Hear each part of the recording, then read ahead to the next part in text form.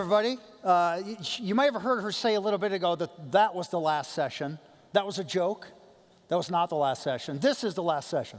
So the good news and bad news for you guys. First of all, I did want to say I am Larry Chinsky. I'm Senior Vice President of Corporate Strategy at One Identity.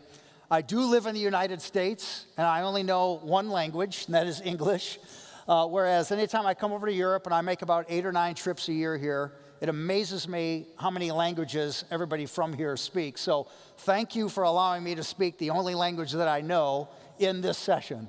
That very, very, very helpful. I always make sure to thank everybody when I'm in Europe because everybody speaks 3, 4, 5 languages. I only speak 1. So thank you for that. So I got good news and bad news. The good news is this is only a 20-minute session.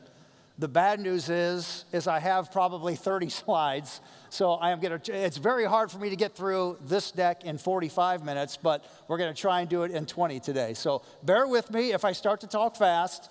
You can throw something at me if you want me to slow down, but I typically talk fast anyway. And I'm assuming you all can hear me in the back. They usually have to tune down the microphone a little bit because I talk fairly loud. So I'm from Chicago, so I talk loud anyway.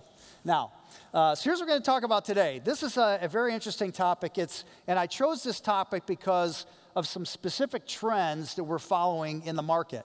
Now, one of the roles I have at One Identity, and having been doing this for so long, is we like to look at, as a software company, what types of trends we see in the market, because we want to strategically do what we can to actually help our customers. And by the way, let me ask you a question. I'm going to ask for a show of hands, but don't worry, I'm not going to call on you. But typically when we see events, or I go to events like this, there are 3 categories of attendees. We have the vendors, such as myself.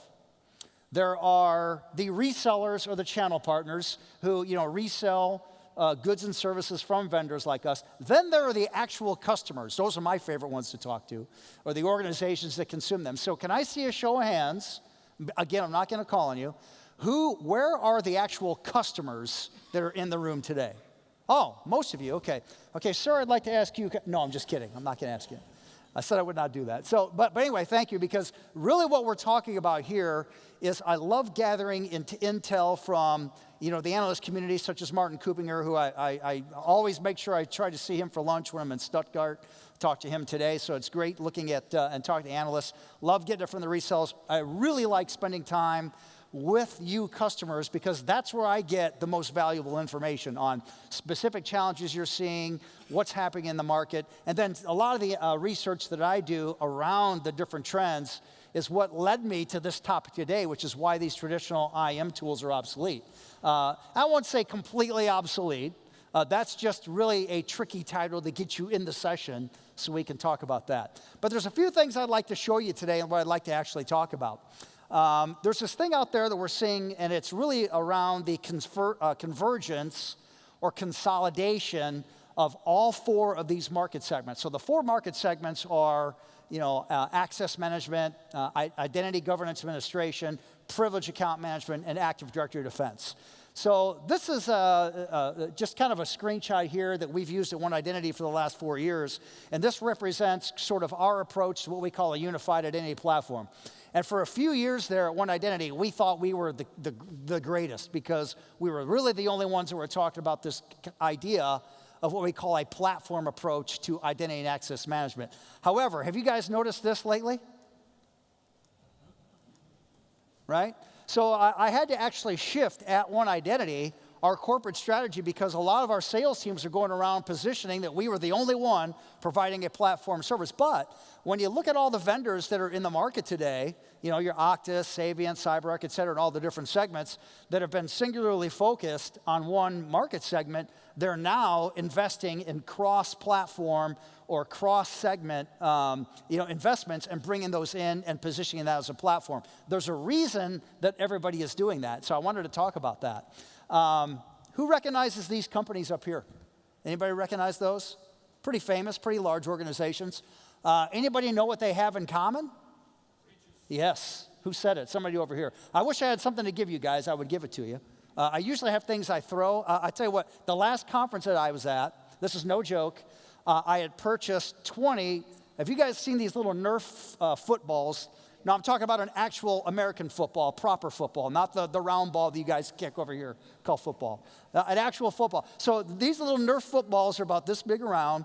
They got a big fin on them, and they call them the Whistlers. Now, a guy like me can take and throw one about 80 yards because they're made for guys who can't throw. They're made for guys like that.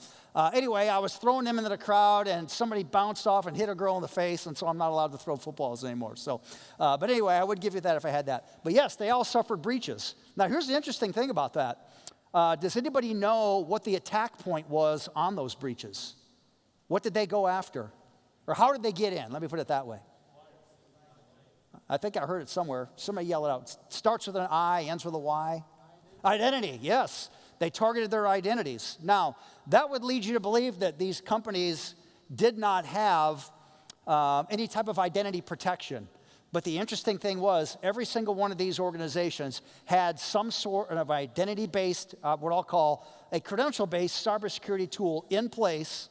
Then they still got breached. And there's a reason that happened. So that's one of the things I'd like to talk about today. Now, what we're seeing today is that the user credentials are the most commonly breached access point. There's an acronym that I like to use called EFL. Does anybody know what EFL means? Probably not, because I made it up. It's one of the, you take a tech guy and put him in charge of marketing, and that's what he does, right? It stands for easy, fast, and lucrative. Now, the bulk of when you see these type of attacks, they're after money. They want it to be easy, they want it to be fast, and they want it to be lucrative. That's what ransomware is completely based its foundation on. Get in a hurry, try to get some money, and get out and get gone. So a few stats up here. I'm not a huge statistic guy, but 42% of them go after the credentials, and there's a reason for that. Anybody aware of the recent breach about 3 weeks ago from AT&T, by AT&T? Anybody remember how many identities were breached on that? 73 million. 73 million identities were taken and then put up on the dark web. Now, the reason they're put up on the dark web is for they can sell them, right? They want them to be sold, so that's why they're put up there. That is the primary method for ransomware attacks today. They typically purchase, matter of fact, Colonial Pipeline, a breach that's, 2 years ago. You guys probably remember that. Shut down basically all the oil and gas distribution in the eastern half of the United States because they purchased a batch of user IDs and passwords on the dark web. They fired them down an unsecured VPN tunnel at the Colonial Pipeline. One of those identities was actually mapped to an intern account that had no longer been at the organization, but that was just enough credentials to get in, inject an encryption algorithm, and that's how the Colonial Pipeline breach happened. So these different types of breaches are coming in pretty easily, and that's why these identities are all ending up on the dark web. So it's I would say it's pretty sophisticated, but that's actually pretty easy. So EFL is the acronym that we like to use for how these breaches are occurring. Now, there's basically what I've uncovered, and I shouldn't say uncovered, what I've noticed from talking to all of you, our customers, and our channel partners is there's kind of 4 main reasons why we're seeing this easy, fast, and lucrative thing occurring where they're attacking the identities. And the first one is around cloud services. Now, that may sound pretty easy, like, well, yeah, things are up in the cloud, goods or services are in the cloud. However, what we've seen is this enterprise attack surface, which an enterprise attack surface is really easily defined as a method by which these threat actors can get into an organization somehow and then get access to some type of data or identities or things like that. And again, that breach point typically is coming in the form of an identity. But the 4 chief reasons that we've seen, this is the first one right here, and that's cloud services. So not only are organizations investing in cloud architecture and infrastructure to try and get their goods and services there, but now what we've seen very rapidly over the last few years is the security tools that protect the organization are now also being deployed as a service. And I'll give you an example of that. At One Identity, we participate in 4 market segments. Like I said, PAM, IGA, Access Management, Active Directory Defense. Around 92% of all of the new opportunities that we get from customers all wanted to be deployed as a service. They're not deploying these solutions on-prem. So that trend has shifted, and so not only are organizations moving their goods and services to the cloud, the security tools are also being moved to the cloud as well. It's a lot cheaper, a lot easier to manage, and that sort of thing. So that's the first reason how we've seen this attack surface grown. And there's a reason why I'm telling you about this attack surface, which we'll get to, hopefully before my 20 minutes runs out. The next one is the remote workforce. Anybody remember this thing called COVID? Anybody, or have we all forgotten about that already? I've forgotten about it, sort of. But what happened during COVID, and most of you guys who are actually in IT or have been in IT for a long time have probably never seen a phenomenon like that happen to an IT world like you have when COVID hit. All of a sudden, budgets fell out of the sky, and all of a sudden, everybody had money to deploy a remote workforce technology framework somehow, right? You remember, how many old guys like me remember the Shiva workstations and remote dial-ins from years ago and all that kind of stuff? Got a lot more sophisticated. So all of a sudden, we started seeing organizations all of a sudden had a whole lot of money to somehow enable a remote workforce. So this is one of the biggest ones right here. When you have a remote workforce, we are shifting our protection model. We're going to talk about that in just a second. But when you have such a large remote workforce like that, you no longer are being able to rely upon network segmentation and port blocking and content filtering and that sort of thing. You now have to rely on the identity tools to protect those identities and essentially protect them from themselves. And what's the fourth biggest thing? One of the biggest things is this lack of cyber skills. So what we're actually seeing is as this remote workforce shifts, these organizations have a lack of enough people to support what they're actually doing and how they're accessing the data and that sort of thing. So what do? Invest in two big phenomena out there right now as well, AI and hyperautomation. So hyperautomation would be tools like, anybody deploy bots like Blue Prism, UiPath, Automation Anywhere, a few of you out there, where we're actually using bots to provide, basic tasks and things like that. Those bots represent a digital identity. Now, the interesting thing about bots is the security mechanism for a bot is typically held in a credential manager inside of that software application. So it kind of gets forgotten about. And we've had organizations and customers come to us saying, we need to somehow protect these digital identities because it's not being done with traditional tools. So that's another thing. So as organizations deploy this large remote workforce, move to the cloud, they can't find enough people to help, so they start relying on automation and AI to help them because they just can't find enough people. So that widens that thing out even further. Now, here's the biggest one you have with this remote workforce. Anybody heard of this thing around social networking? How many of you think that your employees are not accessing their personal social media accounts on their work devices?